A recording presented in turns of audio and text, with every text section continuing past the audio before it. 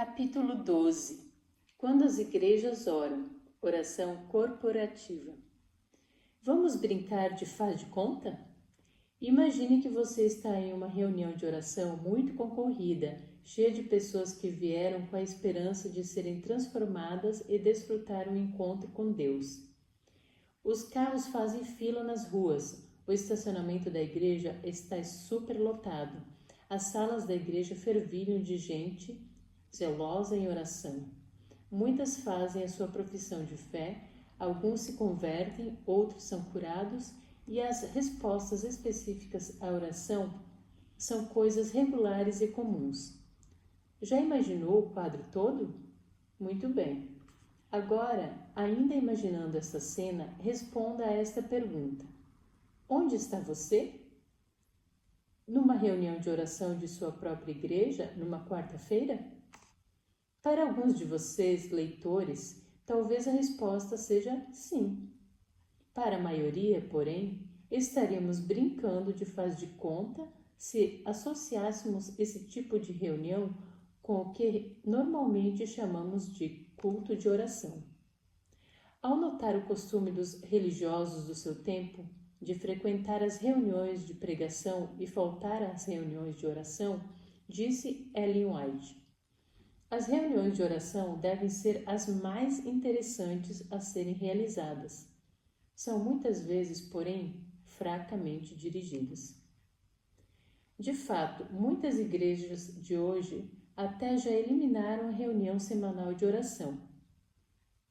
Peter Wagner observa: muitos dos quais ainda a têm, admitem que esta reunião se tornou rotineira, enfadonha e sem vida, propiciando pouca oração de ação, seja pela igreja, seja pela comunidade. Por que a reunião de oração é, geralmente, o mais solitário e menos frequentado de todos os eventos da semana? O que aconteceu com a nossa experiência de oração corporativa que solapou o poder vital e até roubou o lugar que ela deveria ter em nossa vida?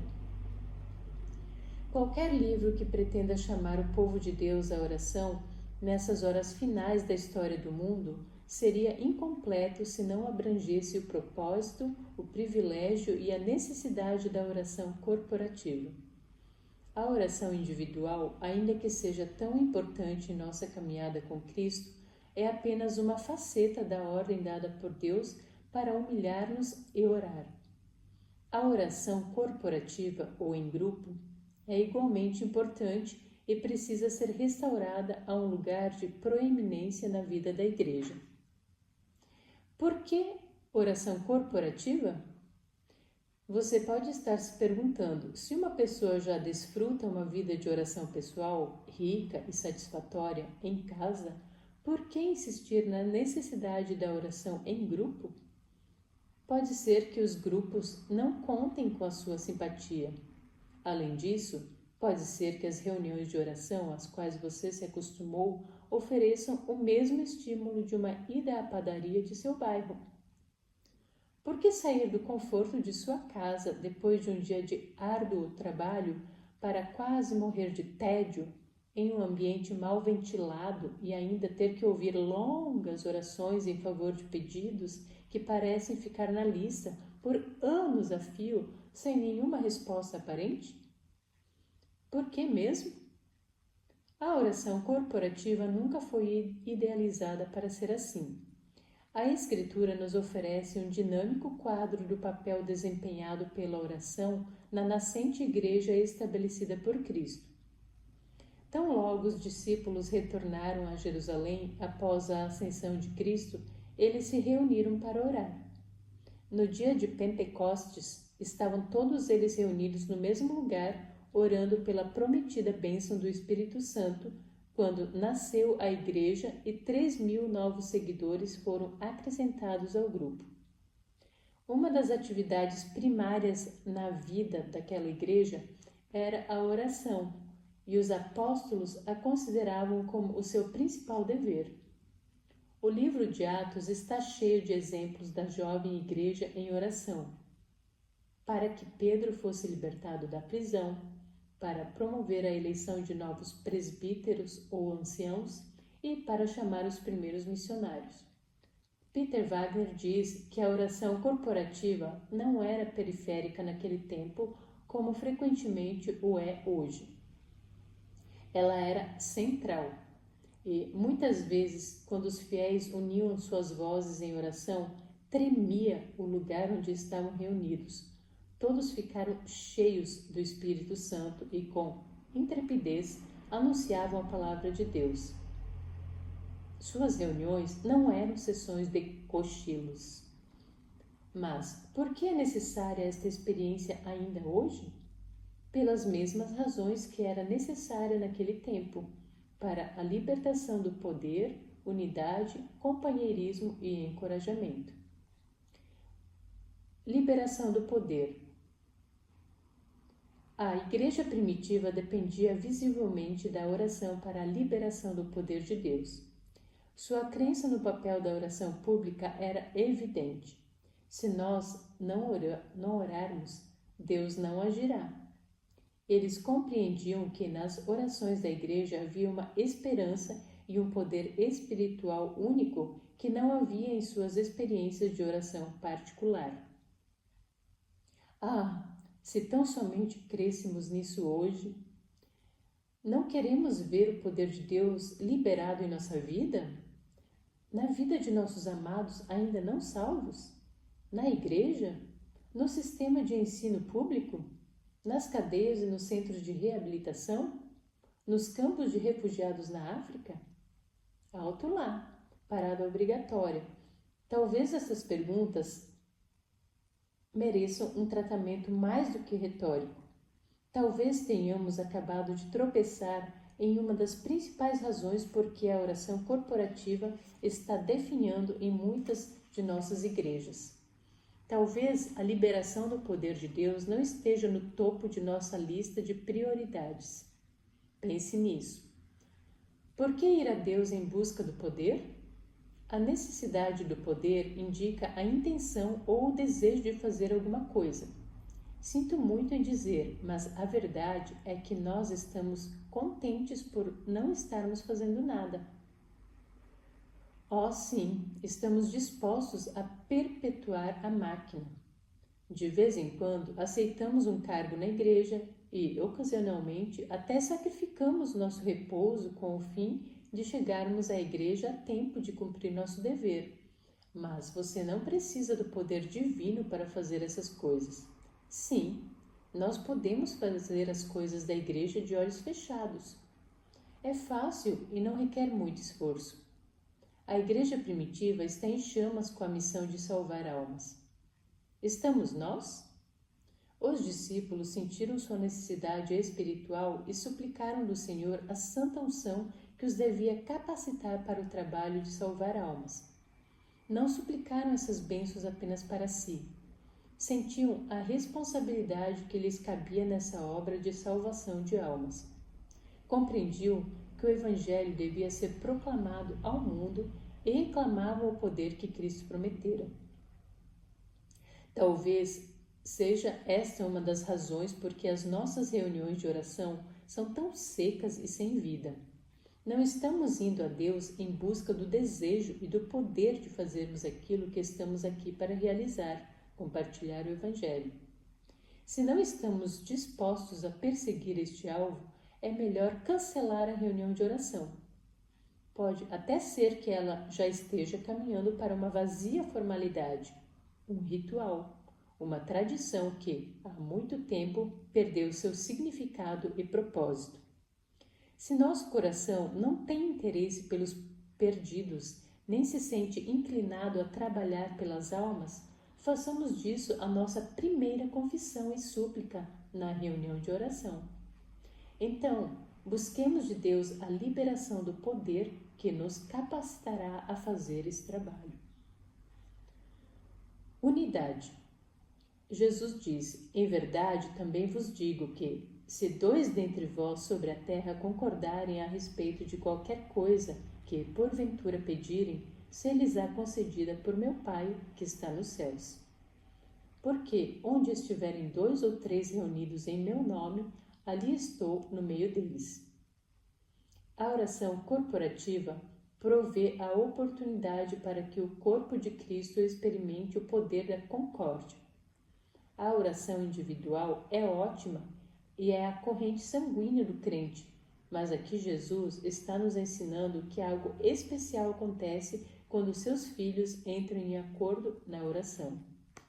De fato, já é realmente algo muito especial que 2 filhos de Deus entrem em acordo a respeito de qualquer coisa. Está na moda discordar de tudo, desde qual a melhor versão da Bíblia até a conveniência de incluir a dramatização no programa de adoração. Tudo parece estar aberto à interpretação e o consenso corre perigo. Quando Quincy Jones, famoso produtor de discos, reuniu os melhores cantores para seu projeto Nós Somos o Mundo, ele colocou o seguinte anúncio do lado de fora do seu estúdio: reprima o seu ego à porta. Ele sabia que os cantores com os quais ele estava trabalhando eram estrelas, com temperamentos, estilos e atitudes tão diferentes, tão individuais quanto as cores de um pavão. No entanto, se quisessem ser bem-sucedidos, teriam que sujeitar suas individualidades e entrar em sinfonia juntos, com o fim de criar um som unificado. Assim ocorre com a oração em grupo, em que as diferentes vontades e ideias de 2 ou mais crentes têm que entrar em harmonia para produzir para Deus um som unificado. Quando 2 ou mais crentes se reúnem para orar, eles frequentemente vêm com ideias diferentes sobre o que pedir e sobre qual é a vontade de Deus a respeito do assunto. Um pode achar que Deus quer curar o enfermo.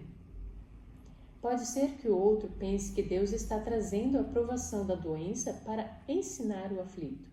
Mas, ao buscarem a concórdia, a unidade na súplica, eles começam a ouvir a voz de Deus que faz com que seus diferentes pensamentos e conhecimentos gradualmente se conformem com a vontade de Deus.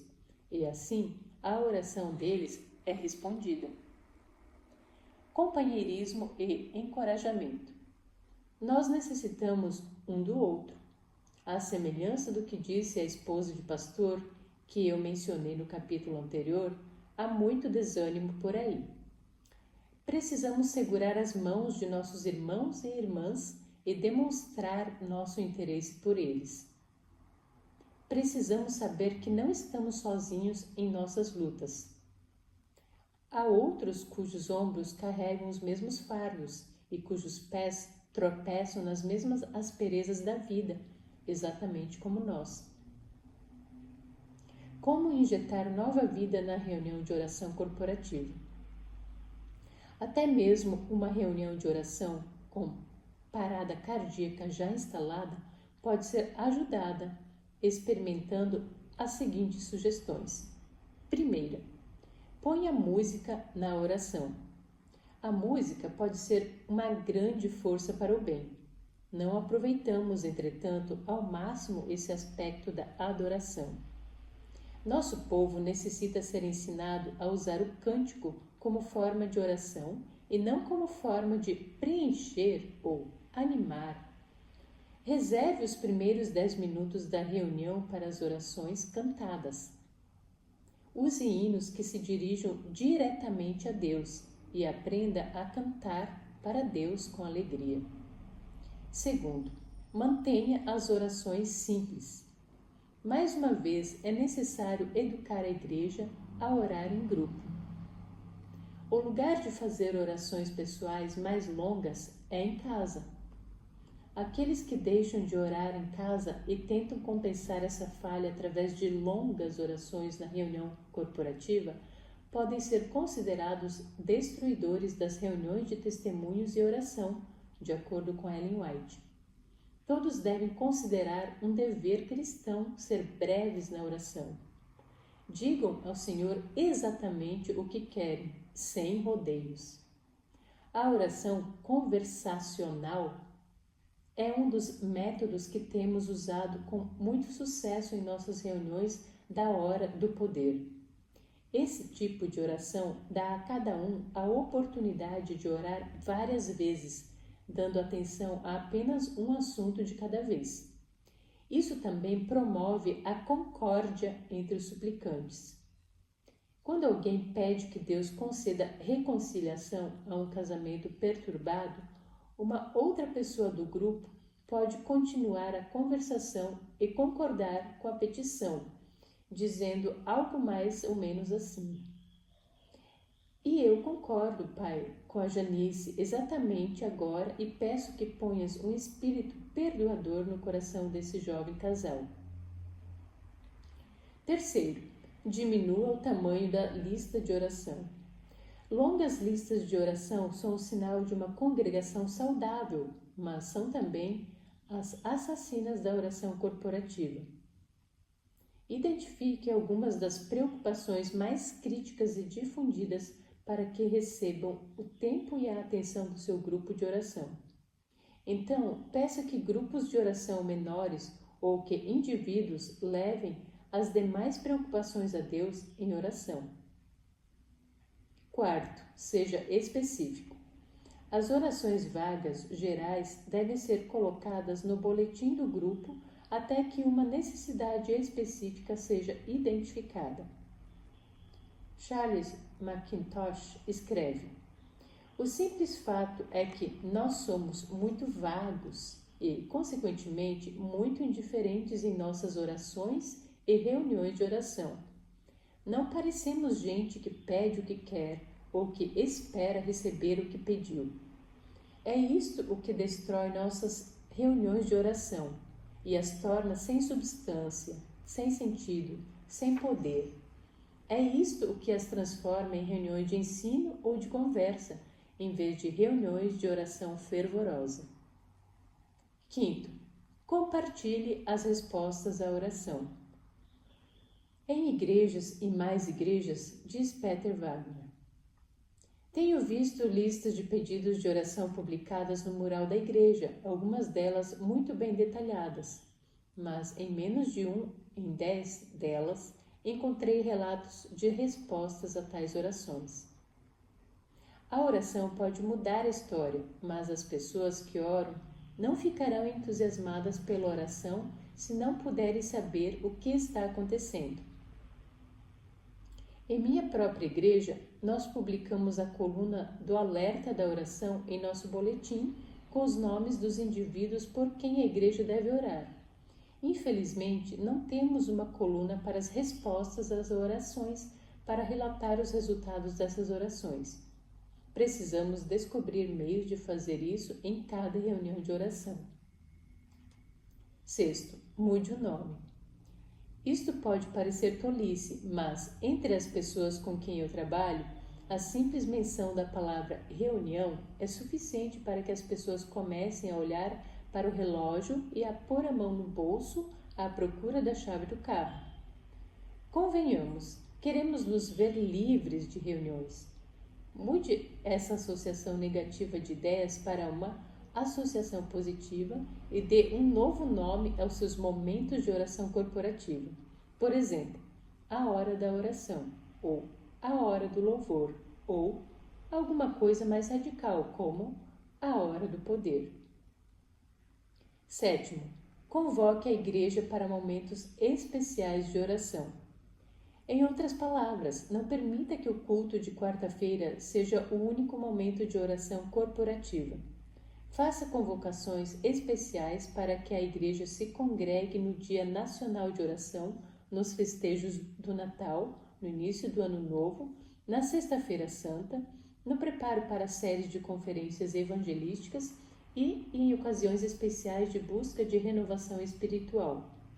Um bom exemplo disso é o roteiro especial de oração de 30 dias, mencionado no capítulo 2.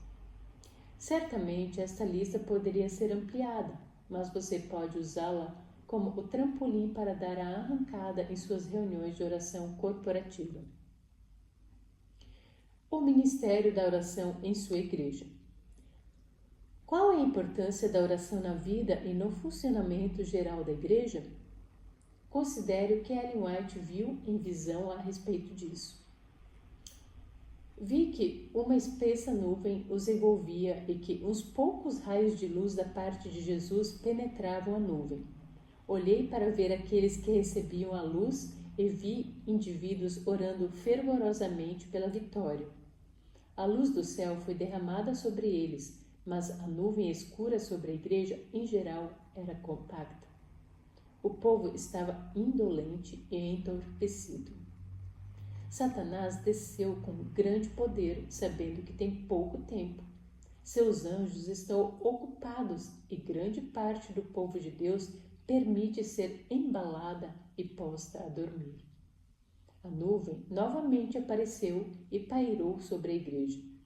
Vi que apenas mediante sincero esforço e perseverante oração, esse encanto seria quebrado. Agora, pergunto mais uma vez, qual é a importância da oração na vida de sua igreja? Faz poucos dias fiz uma seleção aleatória de algumas igrejas com a intenção de conduzir uma rápida pesquisa.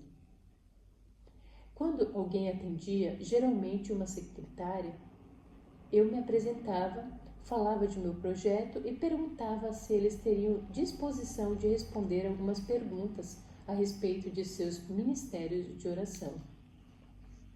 As perguntas eram: primeiro, tem a sua igreja um ministério de oração congregacional organizado, dirigido por um líder de oração, posição de staff ou posição de liderança leiga?